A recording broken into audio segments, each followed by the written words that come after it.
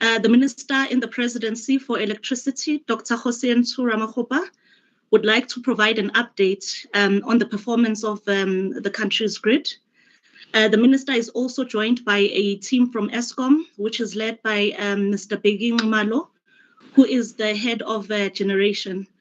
I would like to hand over to the Minister to commence with the briefing. No, thank you very much, Tsakani, and good morning to everyone. And just to thank the members of the media for making time to join us this morning. As indicated, I'm with my esteemed colleague from Eskom, the head of generation, Mr. Kgosientsho is part of the conversation. Mr. Sekgomoto Skiepers, the head of transmission, has also joined. And the spokesperson, Daphne Mukwena, is also part of the discussion. I thought that it is important that we convene this extraordinary press briefing. And this in no way substitute our normal weekly briefing that we give to you on a Sunday, just to share with you the performance of the grid. This briefing has been occasioned by the fact that load shedding has intensified to stage 6. So we thought that it is important that in keeping with the promise that I had made the last time, that we should treat stage 6 as something that is out of the ordinary, that our relationship with stage 6 load shedding should be that of indignation. Load shedding, by all accounts, is harmful to the South African economy, but when we start to reach stage 6 load shedding, I think we're going to normalize the fact that they will be sharing with you what the true facts are, so that there's a greater level of appreciation in the country, especially business and households, just to have a common appreciation of where we are in dealing with the reduction in the intensity of load shedding and undermining the frequency of load shedding, and ultimately getting to a stage where we are able to eliminate load shedding in total. So I thought that it is important that I share the message with you. First is that we can ask colleagues to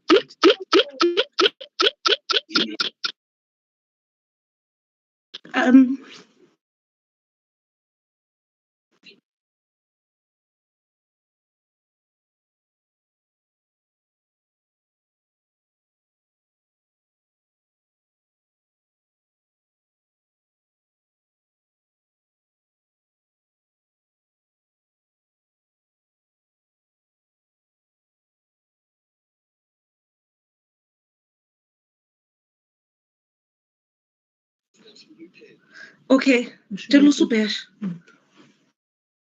fast.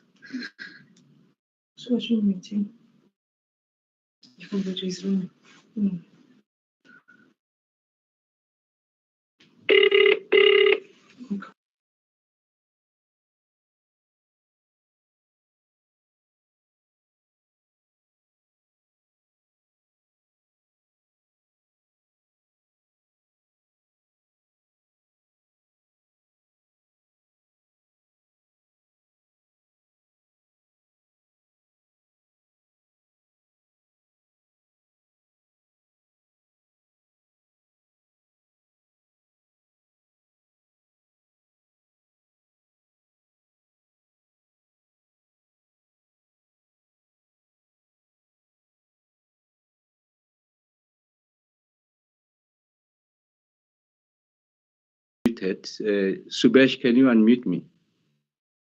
Can you hear me now? Yes, now we can, Minister. Yeah, please. I think what disrupts the whole thing is if colleagues are not muted, and I think the system operator also here, the admin also mutes everyone. So my apologies for that. So just to repeat the point I was making, is that we have taken a view that when it comes to maintenance, we need to take an approach that ensures that the system is reliable over a period of time. So essentially, you've got two options on how you are going to deal with maintenance. The first one is that you allow the units to run. So you are exploiting these units, these assets. They continue to generate the megawatts. You also don't subscribe or honor if you like, philosophy maintenance, you delay your planned maintenance. And of course, there's a short-term gain. The short-term gain is that you are able to extract as many megawatts as possible, and therefore you are going to undermine the intensity of load shedding.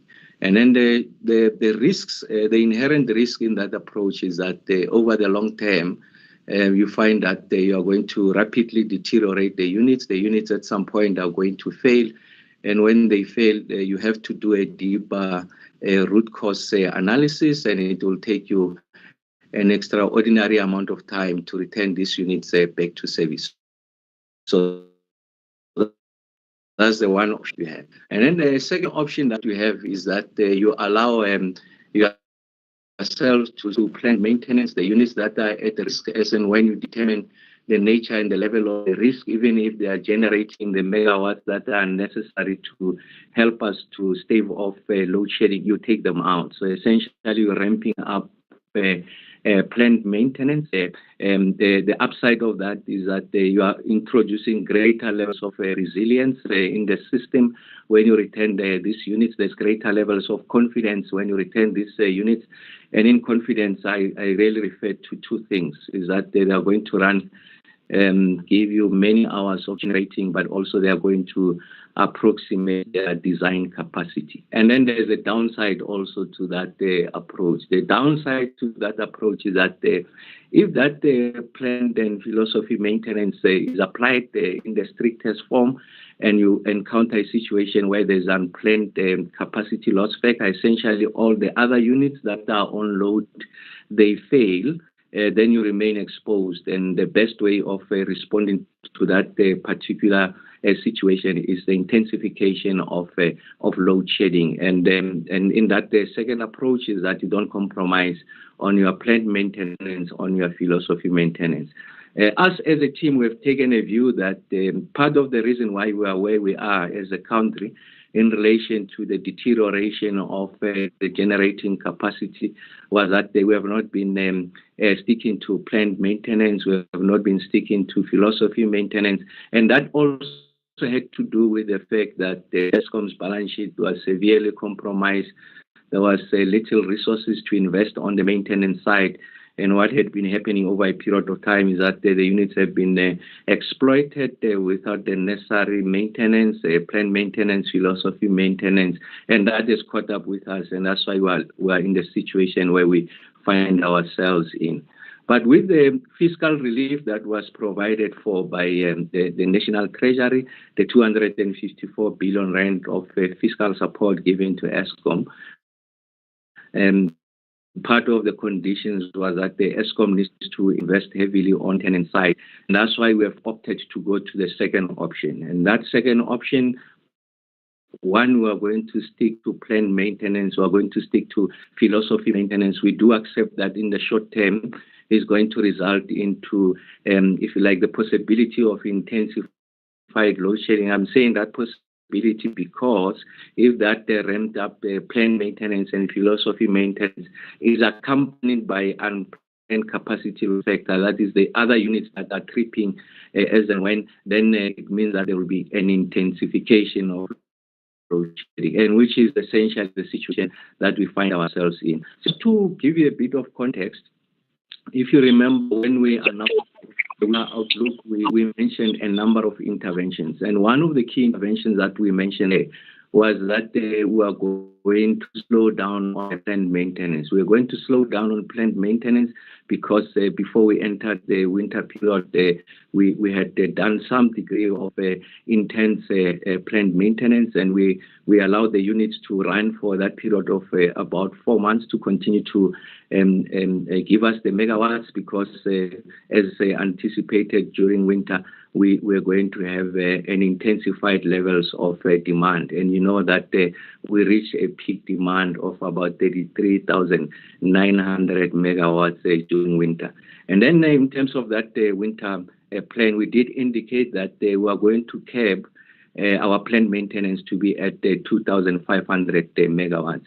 And now that we're entering the warmer periods of the year, we have gone through the winter period with a relatively very harm. Of course, we reached stage 6 some period, but not as severe as we had anticipated on our own accounts when we generated the worst case scenario. We had said that if the unplanned capacity loss factor, that is the amount and the rate at which the units are failing, was to reach 18,000 megawatts plus, and then that peak demand was going to be above about 34,000 megawatts. We're going to reach higher stages of load shedding, even stage 8 and beyond. Of course, we know that we didn't reach that in part because we had slowed down on planned maintenance, and we also ran, if you like, our open cycle gas turbines, if you like, the peak asset for the ones that helps us with peak demand. They were on load most of the time,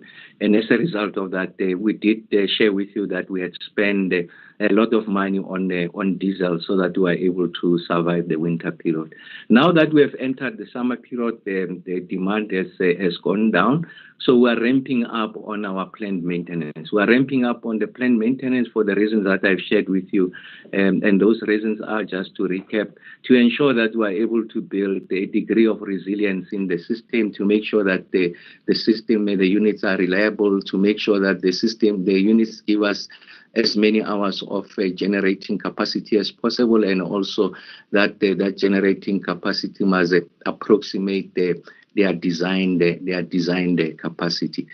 So let me just share with you just a slide that indicating the numbers of what has happened over the past days, so that there's a better appreciation of what led to this intensification stage 6 load shedding. Again, you can see the third column, the one that speaks to what the title, the heading says, planned outages. Remember, when we went into the winter period, I just made the point that we kept that at 2,500 as a part of our winter plan, and you can see that we've been ramping that up, ramped it up, and of course on the 1st of September we surpassed even the 6,000 megawatts of planned outages, and yesterday we're at 5,894 megawatts, and today at 5,467 megawatts. So this is consistent with the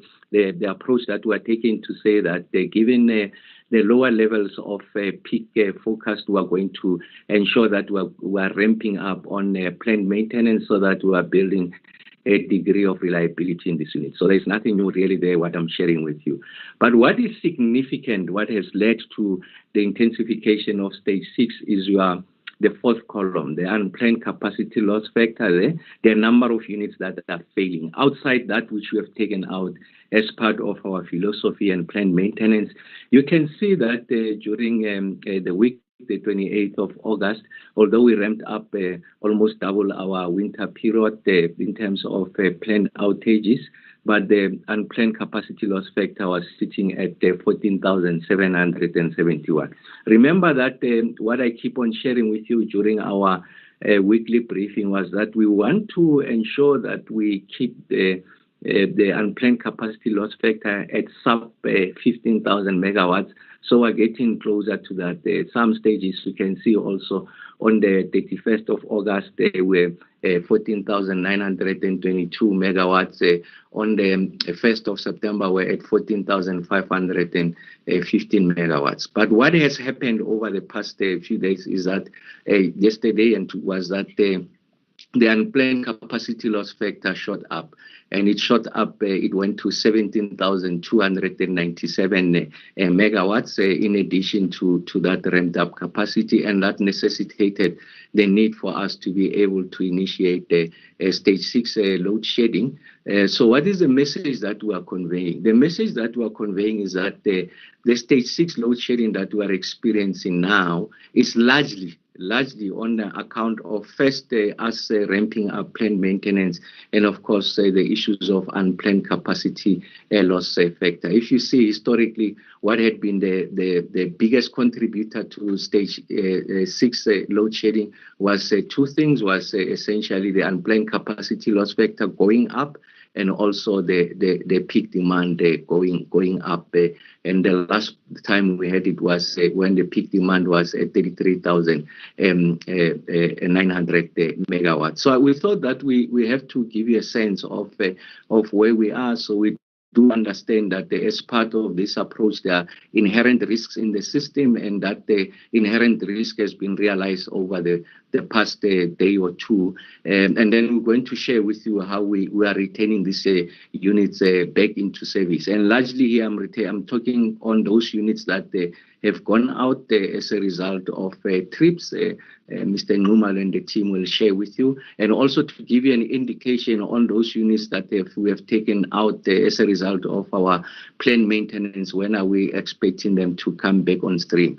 I really want to conclude just this part of my opening remarks to say that there will not be a shortcut to the ending of load shedding, and at least on this, in this instance, is because of the actions that we are taking to ensure that we are able to ramp up planned maintenance, and that's largely a reason why we are where we are. So it's important that there's that greater levels of appreciation. Of course, there's going to be some degree of dynamism in how we deal with this. So if the situation were to deteriorate further, we'll find a way of ensuring that also on the planned maintenance, we're able to slow it down. But you'll see when we share with you that we have confidence that in the next few days towards the end of the week, those units are going to come back on stream.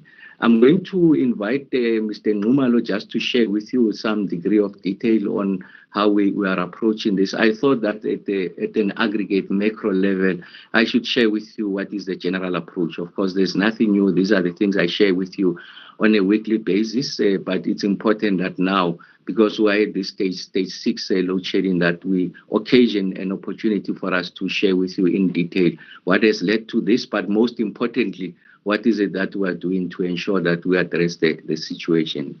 Thanks, Tsakani. I'll hand over to Mr. Nxumalo. Thank you very much, Minister. Good morning to the members of the media. I think the Minister has sketched it very well in terms of what has happened. I think the critical thing that I also just want to emphasize on is that we have agreed that we will not cut back on the philosophy in our philosophy maintenance. And when we also, the sooner we would start doing that as well, it prepares you very well for the intense summer maintenance that is still coming, so that some of these units that go out early, they still come back on time. So that is key in terms of what has happened. And then also that of maintaining the UCLF around below 15,000. The Minister has just touched on that. So I will be going through some of the details just to indicate what exactly has happened here. If you see that reddish line there that talks to that, you will see that the Minister, if you look at it from the second last week of August, we were actually running very, very, very well as well. And then I think I want to focus on the period there from the second, because of September, because that's when then we had that blip.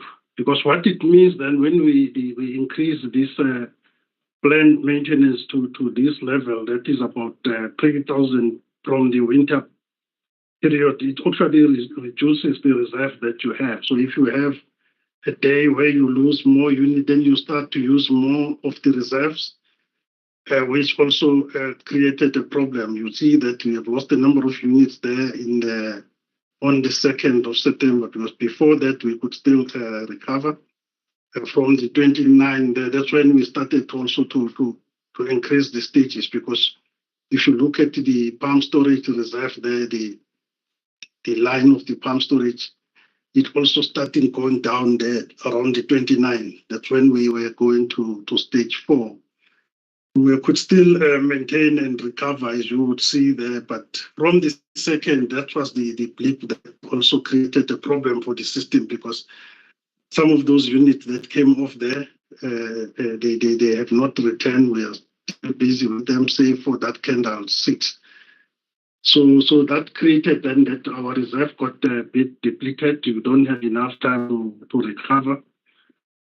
So, but I think the first thing that I also should have indicated is that stage 6 is something that we are at all costs working to avoid because of its impact as indicated by the minister.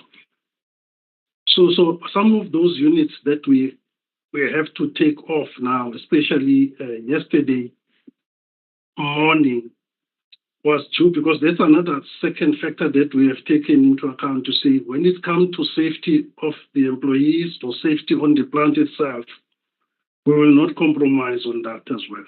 Although it's going to result into this type of pain. So we had yesterday morning, we had to take a unit at Medupi 5, and then also that Letabo 6, they were mostly the safety issue and that grill number 6 as well. There were safety issue on these units, so they should be returning from tomorrow and Thursday, so those units will start to return. And then the other factor I want to indicate here, on that brown reddish line there, we are sitting with the 2,100 megawatts from Kusile Unit 1 to 3. So which also put us, because that is not varying at this thing, it's constant. So it is staying there. So one of the main focus that I want to also give the public is that that's where also our focus is being as well, to make sure that we are working to bring those Kusile unit back online, because that also will reduce by 2,000 that line, and then we will have enough reserve then when it comes. So that is the first thing that we will be doing. So those units, as we indicated earlier previously, that the initial plan was end November and December. So we have managed to pull back on those units so that the first unit will come in October somewhere. So that will also assist us to start reducing that line and create a data reserve, because those are the big units. And then the second tranche of units that has been problematic over the winter period was the Tutuga units. So where we were running on average with 1 unit. So Tutuga started to bring the units back. So we went to 3. We are going back to 3 from tomorrow. By the end of this week, we will be on 4 units. So that is also part of the plan that we have to cushion as we are increasing the maintenance, to say these units that have been off for quite some time, that we need to come back now. That is at Tutuga and Kusile units. So then that will help us to increase that gap, so that we go back to the lower stages of load shedding that we have seen to the winter period. So yeah, towards the end of this week, we should be in the position to start reducing the stages from the current stage 6. And then also we will have recovered as well on our reserves. As you would see that the pump storage are starting to recover as well, because pump storage play 2 roles as well. Apart from just being emergency, they also play a role of certain level that the system operator shouldn't go below it as part of the black start capabilities for the country. So we need to maintain that balance as well. So given that difficulties, then that was then resulted in us increasing that stages. As you could see that the full load losses on the Sunday, that's when we increased it, moved from 8,800 to 11,000 when we lost those big units, mainly at Duva, Kendall, 2 units at Duva as well, and Drakensberg. So that's when we started to increase. So some of those units, then the plan is starting to return now from tonight, and then tomorrow and Thursday, we should have most of those ones return. So the other thing that we are doing as well to ensure that we minimize the risk on the system over the weekends, we also do what we call short-term maintenance. planned maintenance. Those are the units that it's got a specific risk that needs like 2 or 3 days to fix. We always plan them over the weekend. That's why when those units came off on Saturday, we had other units that were on short-term maintenance to return from Monday and today that were also off as well. That what exacerbated the situation, and then more reserves were used. But we are now starting to recover. So towards the end of the week, I'm confident that we will be able to return to lower stages, and then we will start then focusing on our normal maintenance. So I think the planned maintenance, which was on the last slide, I think the minister has talked to that to say there is unit that we have already taken. So I'm not going to go to that slide to say those ones that are on philosophy maintenance, obviously they are affected now on this picture, and we will not unnecessarily, we will not compromise on those ones because we want to buy ourselves that reliability as we move forward. So that's the assurance I wanted to give to say, although that we are on stage 6 now, I don't foresee that it should last longer than up towards the end of this week. We should be starting to recover as well. And then the positive thing is that Tutuga is also ramping up from the average 1 unit. They should be on 4 units by the end of the week. That also would give us the buffer as well, because the good thing as well that is coming through from Tutuga is that the units are no longer tripping every day when they return. So it means that the team has managed now to really do some good work. So once the units are online, they are not tripping every day as it used to happen in the past year. So yeah, Minister, I will hold it there in terms of what we are doing to deal with this situation. So the team is hard at work to deal with this most undesirable situation. Thank you very much, Minister. No, thank you very much, Biggie. I think that was helpful. I think we thought that just beyond the macro picture, we needed to give you that level of detail.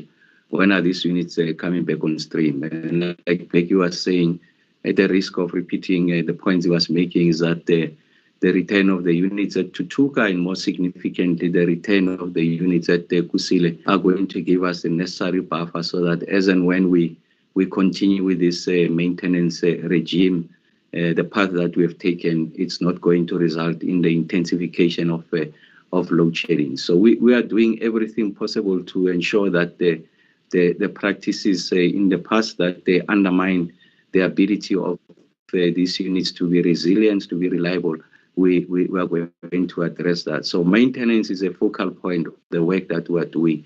And we accept also that it's got its own costs, and we're seeing what those costs are. And like Peggy was saying, we will not buy ourselves a way out of load shedding. We are going to do the right things. I think it's important that we emphasize this, and it's the approach that Peggy has taken. The team very grateful, also with the support of the board led by Mr. Mann, is that maintenance is going to be key. We're going to suffer short-term pains like we're doing now, but you'll see that there's going to be long-term gain. When we say we're out of this situation, we'll be having some degree of confidence in relation to the reliability of this.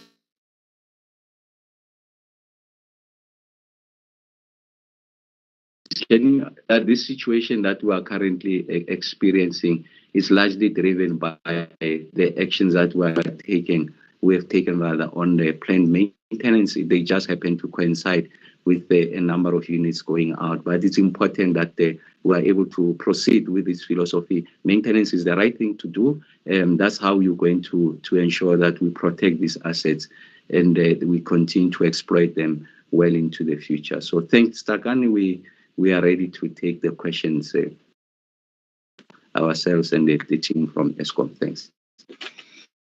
Indeed. Thank you very much, Minister, for taking us through the status quo, as well as outlining the broader vision and plan in respect to our sustainable energy security as a country.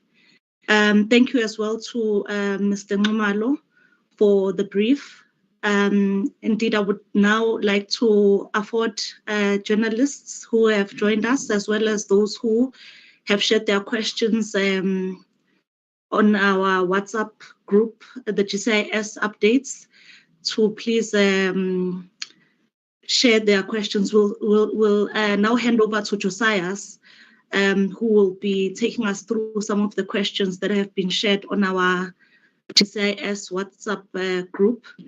In fact, I should just highlight that all questions should please be directed to the GCIS Media Updates group. We will then air them on the platform. So can I hand over to you, Ishmael, to take us through the questions. Thanks. Thank you, Minister. Thank you, Chairperson. Indeed, we do have few questions from the WhatsApp groups as well as recognized on the charts online on the MS Teams. The first question is from William Horn from Network 24.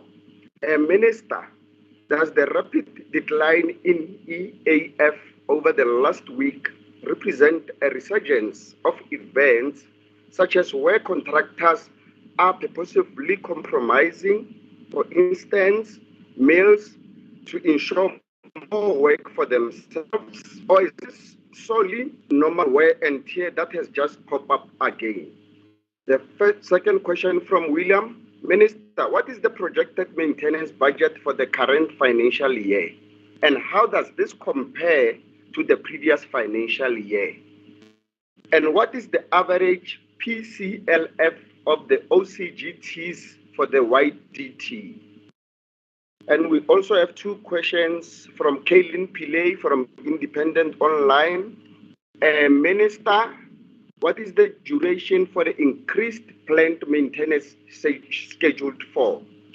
And when will consumers experience an ease in the high stages of load shedding? And for how long can we expect to be on stage 6? And we also have a few questions from the chat group. The first ones come from Lamis Omaji from News 24. Minister, can Eskom say what exactly went wrong at the respective units that have contributed to stage 6 load shedding? Have there been spikes in unplanned losses? If so, by how much? Or has it been a consistent trend over the past 12 months? And what are the current partial losses? Have they also been increased? And we have the last three questions from Terence Kramer, Engineering News. Minister, given the Quebec Unit 1, the 3 Kusile units and possibly Medupi 4 will be coming on at the height of the typical summer maintenance season. Why is it Eskom ramping up plant maintenance so aggressively this early in the season? And can you confirm that the Kusile units will be retaining at their full nameplate? If so, how have you managed the air pollution constraint that was initially seen as preventing full output? And when will the summer output be provided? That is the questions for now, Chairperson. Thank you.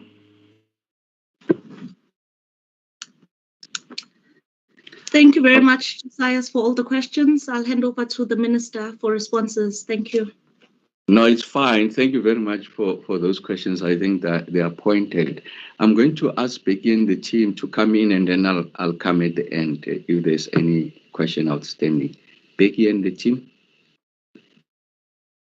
Thank you very much, Minister. I will take them.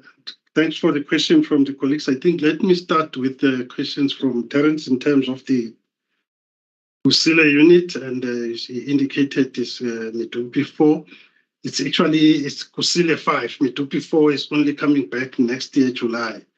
So those are the Kusile 4, which is the new Kusile 5, which is a new unit that is planned to come towards the end of November as well. So that is the one. The Kusile 1, 2, and 3, yes, definitely they will be returning to their full capacity.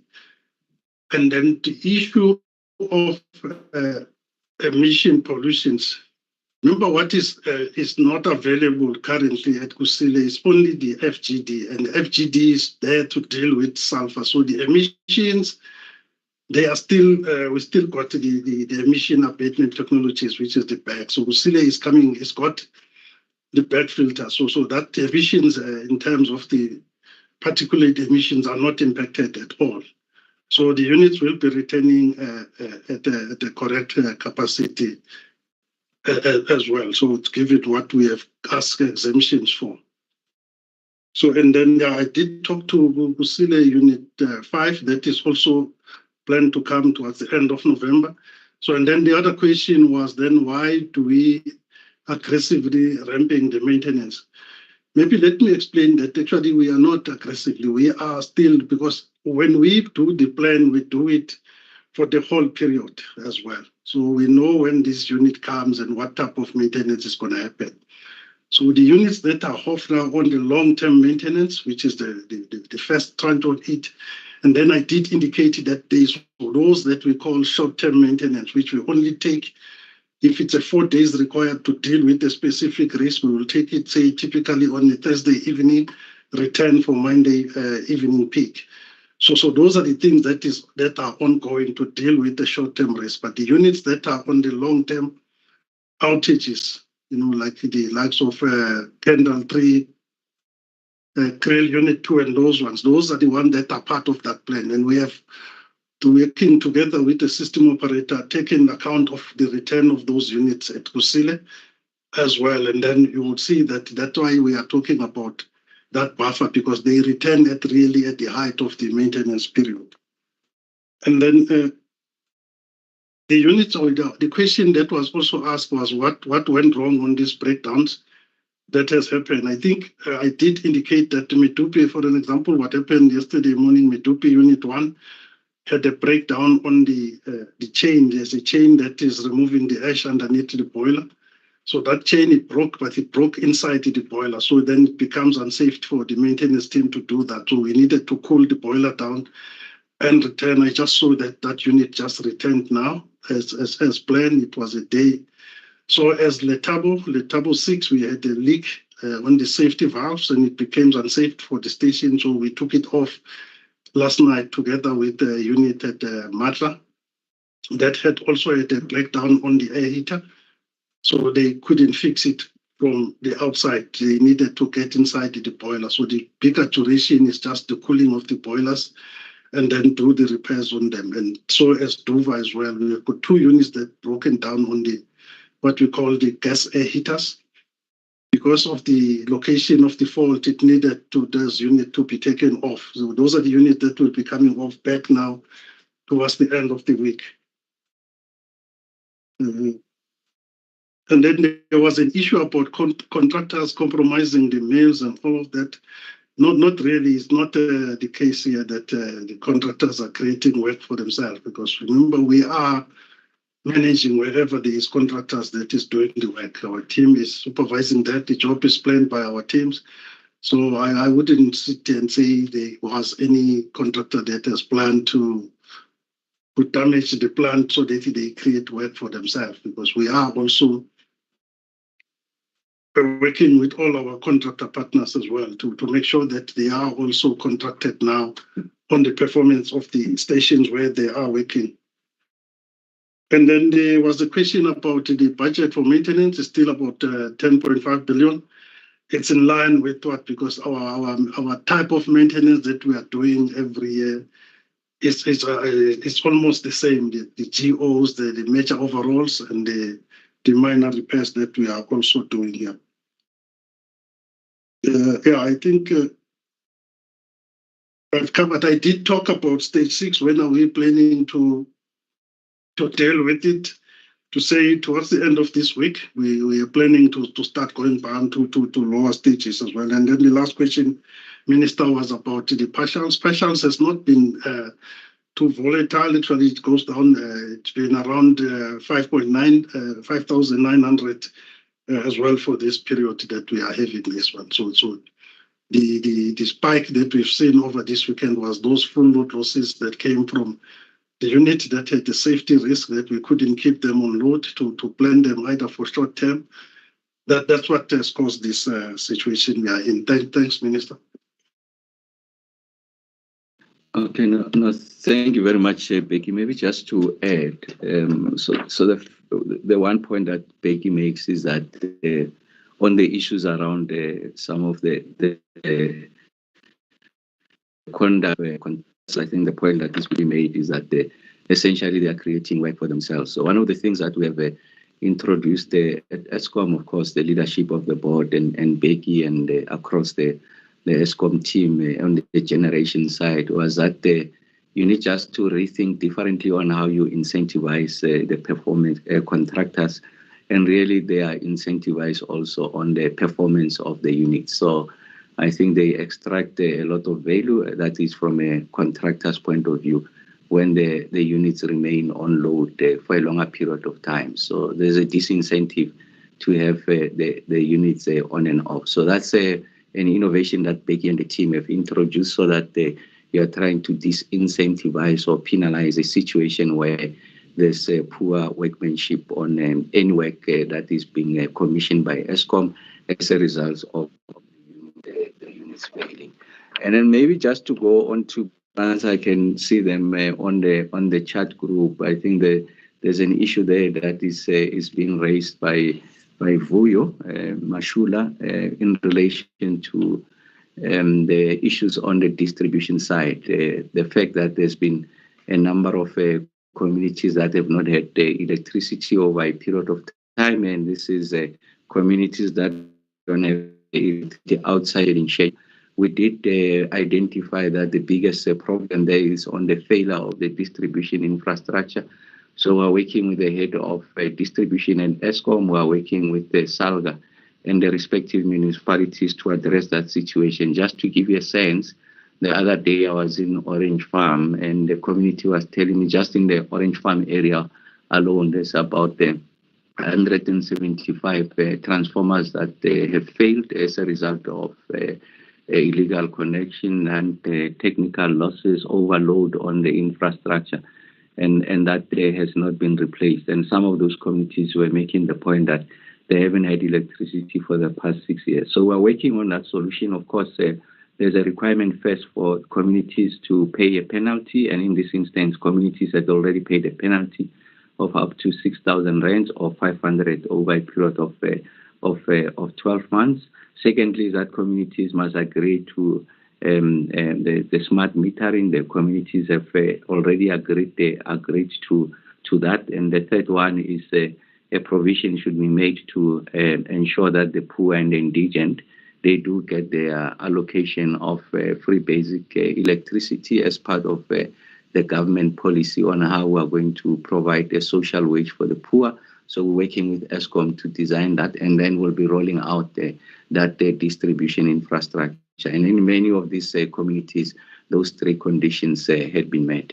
And then the question that is coming from our colleagues from, I think, is Business Weekly in relation to assurance to business, in particular the mining sector. So first is that we are using this opportunity to communicate, of course, using our multiple platforms as the media, the work that we're doing. I mean, the detail that Mr. Nxumalo has shared is important so that there's some degree of appreciation from private sector, from household, just the South African population, on what has led to stage 6. I think it's important we're making that point. In this instance, this stage 6 is primarily on the back of ramped up the planned maintenance, which just happened to intersect with the failure of these units. And as Mr. Nxumalo has indicated, planned maintenance continues. We are adopting that philosophy, and we do accept that it's going to come at some cost if it's accompanied by unplanned capacity loss factor. But we're also using the opportunity to tell you which of those units are coming on stream when. So he just indicated that as we're speaking here, Medupi has just come back, and we have indicated that this intensity was going to taper down as we approach the end of the week, we're able to share with you what's coming on stream. And we do appreciate that this has got huge implications on the South African economy, as the point has been made that the rand has hit 19 rands to the dollar. And I think the insinuation there, and I guess it's correct, is on the account of the intensity of load shedding. So we do accept that there's a correlation between load shedding and the performance of the economy. The Minister of Finance, the South African Reserve Bank, does make the point that the load shedding is a structural impediment. So will the South African economy won't recover for as long as there's load shedding? And I guess that the market are likely going to react in the manner that they do. So we hope that sharing these things publicly, remember that previously we'll have stage 6 load shedding. We should simply issue a statement, but we're taking it further beyond what Ms. Mokoena is doing diligently to communicate by issuing a media statement. We are taking it beyond the media statement, because I'm sure that there are deeper questions that you want to ask, and that's why we afford you this opportunity, so that we are able to respond to these questions, and we are able to alert, if you like, the markets and also the South African economy and business on the work that we are doing. And there's better planning on their side, because we are able to say that towards the end of the week, you'll see this tapering down. But I think most importantly is just to know what are the causes of this stage 6 load shedding. So essentially, it's something that has a result of the work that we are doing. So yeah, I'm not sure if there are any additional questions, Tsakani. Ishmael, can we check with you if there are any additional questions? Thank you, Chairperson. Yes, we do have about 8 additional questions. I'll start with the Nin Erasmus from Business Day. The Minister previously said that there were early signs of sustained improvement in Eskom's generation performance, but unplanned outages for June, July, and August was worse than during those months in the previous year. By when should we expect to see the generation system improve as a result of the increase in maintenance? Will maintenance be delayed to keep load shedding from exceeding stage 6? We also have a question from Susan Comrie Amabungane. The philosophy maintenance program has been running for 3 years. And for 3 years, we have been told that more maintenance will result in the turnaround of the EAF. Despite this, the EAF has continued to decline. Would it not be more honest and more realistic to acknowledge that increased maintenance is now what is required to manage a decline and eventual shutdown of the coal fleet?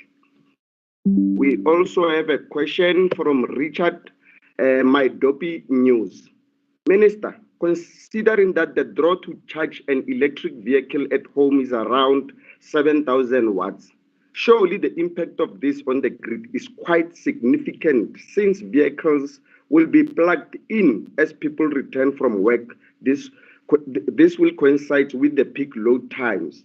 Is Eskom or the government tracking this, since EVs are now being pushed in South Africa? The next is Jan Vermeulen from My Broadband. Looking at the minister's table, comparing the 29 August available capacity versus the peak forecasted demand to those figures from 31st August to the 4th of September, there isn't a substantial difference between capacity available and peak forecasted demand on those dates. Yet load shedding was much less on the 29th of August. What is the reason for the difference? The next one is from Kgosientsho from Times Live. Minister, will you please just get clarity on what planned versus philosophy maintenance mean? Another question, Siphelele Dudla Business Report. Can you say with confidence that Eskom is performing reliable maintenance on its coal fleet? when the units are breaking down so much, and since we are back to stage 6 load shedding, where will the minister took over this portfolio? The next question, Christian Duplessis from Netwerk 24. Minister, are there plans to minimize load shedding during the Rugby World Cup? And can the minister make any promises in this regards? That's all for now, Chairperson. Thank you. Thank you very much. Becky will go first, and then I'll come after Becky. Becky. Thank you very much, Minister, and thanks to those questions. Let me start with the question from Kgosientsho, which talks to philosophy versus planned. I think this, to explain it in simpler terms, philosophy is based on the manufacturers of the equipment to say, how do you do what type of maintenance in what interval? Like, for example, if the plant is going to run for 50 years, we'll tell you that every 10 years you will do major overhauls on your turbines and all of those things. And then every 3 years you do some inspections. And so that is the philosophy. It talks to the whole life cycle of the equipment. And then the plant then is talked to say, when is it? It is planned, you know. So like you say now, for this year, we will do this unit in summer or on the 30th of August, the specific unit will come off for its own planned maintenance as part of the philosophy maintenance as well. So that's how we differentiate from the two. And then I also want to correct, there was a statement made that we started philosophy maintenance 3 years ago. No, that's not correct. In ESCOM, we've been doing philosophy, as I've just explained now, that it's not the first time that we are doing this maintenance on the units. There might have been some delays in some years, but ESCOM, we have been doing the maintenance. That's why we know what type of maintenance need to be done on each of the units. And then there was also a question, I think, from Susan that was talking to say there is a decline in EAF compared to the previous year. That's correct, but I think the context there is important. The previous year, if you recall, we have Kubek 1 was running. We've got Kusile 1 to 3, they were running, all of them. In total, they take over 3,000 megawatts. So that is the biggest. So it's very, if you were to compare that, you need to then to correct the base of your previous year's comparison, because if you look at that with these 3 units, this year actually it shows that it's been much better. The way it went through the winter as well without those. So that is the main reasons of the difference between the previous year and this year, because these units have not been around for almost a whole year now. So hence the biggest chunk of the EAF went through those units. There was an issue about whether we run the units harder, Terence, for breaks. No, I think from where we're sitting together with the system operator, we don't plan around the events. We plan around the system and what is required, and we try to do what is necessary. So it was no plan that was put in to say this is the plan for bricks, so we need to run the machines harder as well, because it's also important to correct this fact as well of running the machines harder, because you know our machines are run according to their designs limitations as well. So I think I just wanted to touch on that one, Minister. And then there was another question that was talking to the comparison between the 29th and the 30th of August. If you recall, what I've said when I was presenting is that if you look at the 29 and look at the reserves, were much higher as well, because then it doesn't mean that when the available capacity automatically comes down, but if the reserve was still adequate, we could still manage to deal with that. What happened then, when we were starting to recover, then we had this additional breakdown that happened late Sunday evening and early yesterday that took those units like Medupi, Unit 5, and then Letabos and Krill and Duva. So then it caught us when the reservoir was at its lowest as well, when we were supposed to recover, and then we didn't get enough time to recover. That's really the difference between those two, Minister. Yeah, Minister, I think I've covered some of them just high level. Thanks. Okay, no, thank you very much. Maybe just to say the following to Richard's question with regards to the charging of EVs. Of course, I mean, it's going to put a lot of pressure on the grid. One of the issues that we've been advocating for over a period of time is to also try and make interventions on the demand side. Of course, we are transitioning into a low carbon economy. EVs are a significant part of that calculus. So it's important that in our projection in relation to peak forecast, we are able to compute what is the impact of people charging their cars as they come back home. So yes, as we transition, I mean, that's the downside. If you think of it that way, that it increases on the demand side during the peak forecast, during the peak. So it's something that requires our attention. And frankly speaking, it's not something that we have begun to discuss extensively within government and also ESCOM. But I guess it's a conversation that is necessary and urgent. But that conversation really doesn't arise for as long as we are able to ensure that we improve the performance of the grid. We are able to add new generation capacity, because when we do that, we are allowing the South African economy to grow at the rate that is desired, but also to make it possible for the new approaches in relation to how we use new technologies, and EV will fall in that broad category. And in relation to the performance over a period, I just forgot who raised the question. Our point is that one of the things that we have introduced, of course, is not just our own advocacy, is the approach by the board led by Mr. Makwana and in particular Mr. Numal.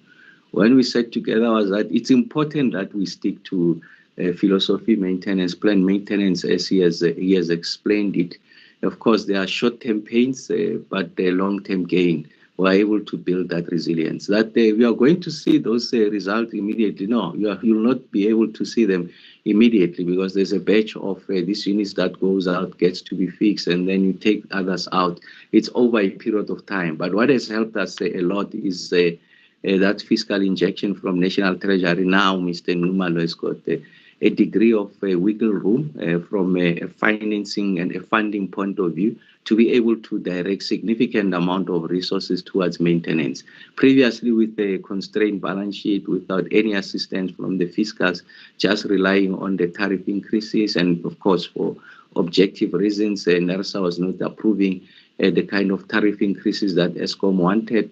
That meant that there's a significant additional pressure on the ESCOM balance sheet. Something had to give, and what was being compromised over that period was our investment in the maintenance, and that has caught up with us. So yes, we are investing in that maintenance, and Mr. Numal and the team are doing exceptional work in addressing that.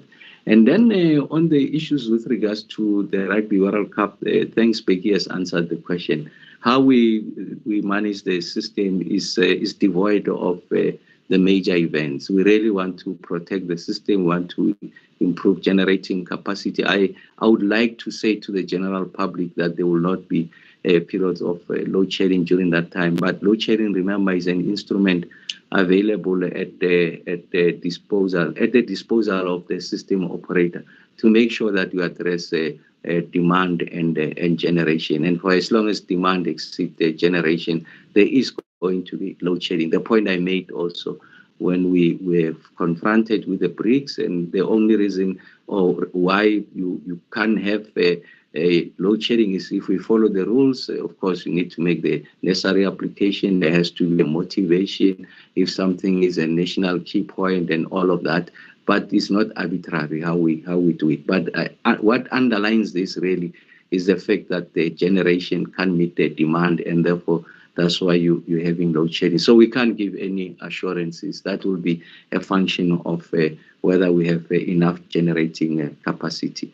Like I said, I mean, as we conclude this point, this part is to say that we will use this opportunity to engage with the South African public, just to share with you the brutal facts, honest, transparent, and accountable in relation to where we are, in relation to our performance. And the key message we're trying to bring across today was to say that this is principally on the back of this increased plant maintenance. And I do make the point every time when I present during our weekly updates to show you the trend line, where we were, and we're using May as a baseline. And what is the trend line? The trend line does show that there's an upward trajectory. A point was made about the available capacity that almost coming down. Yes, that's invariably going to be the case for as long as you are very aggressive on the plant maintenance. So a plant maintenance will simply mean that I'm taking out the capacity that is available, although we can still exploit it. But as Mr. Numalo has indicated, plant maintenance is key, philosophy maintenance is key. We'll take it out and it must be accounted for somewhere else. What that does is to reduce the capacity that is available. If we are to go back to the winter period, the available capacity was high because we reduced on the plant maintenance, and that reduction that gets to be added on the capacity that is available, and then you saw the EAF going up. In this instance, the EAF comes down as a result of us taking out these units, fixing them, and over a period of time, you are going to see that the EAF is resilient, is able to keep up to the levels that are better than what was the case when we entered into this space. We have to do this work. I think that's a message we want to convey to the South African public, to the household, ordinary people and business. Like someone made the point, the energy-intensive users. The point we are conveying is that our actions, in part, largely, are the ones that have led us to the intensification of load shedding because it coincided with the unplanned capacity loss factor. But it's something that is within our control. Voluntarily, we took these units out to really fix them so that we can have brighter days going forward. Brighter in this instance, the reliability of these units and the efficiency that we're able to extract out of these units. And as we have indicated, we'll see the improvements towards the end of the week. Just the question that was raised on how long will we be on stage 6, and we're able to illustrate that we want to introduce resilience. Of course, when we have our briefing on Sunday, we'll have an opportunity just to show you, give you more details on the performance of the grid, the system, and also how we project further improvements going into the future. So I really want to thank everyone who has made time, and really the point was to ensure that when we hit very difficult periods, we are not in hiding. We, as we have committed, will be in the public explaining what the situation is, open ourselves to interrogation in the same manner that we have interrogating the numbers. The robustness of the engagement is what is going to help to clarify the situation. So like I said, this is a new normal of ensuring that at every turn, there's that accountability, especially when you hit the higher stages of load shedding, going to treat stage 6 with high levels of indignation. This is an unwelcome occurrence. Like I said, load shedding overall hurts the South African economy, but even more when you go to this level of intensification. But it was important that we share with you how we got to where we are now, and how we, most importantly, how we are getting out, and the units that are coming on stream. But once more, last word, just to thank everyone who joined us, Becky and the team, and Sokomoto on the transmission side. We continue to do the excellent work. It's tough, we do accept this, but we are more than confident that with this action, the cumulative actions, you will see that when we say load shedding is truly behind us, it's genuinely fully behind us. And these are the pains that we are suffering as a result of this approach, and we think that we are on the right course. But thank you very much to everyone, and thanks, Tatani, for presiding over the conversation. Thanks. Indeed, thank you very much, Minister. for the briefing, the responses, and the clarity. And thank you as well to Mr. Begin-Malo. This brings us to the end of our briefing. And the Minister indeed will continue to do his weekly media briefings. Thank you very much, colleagues from the media. Good afternoon.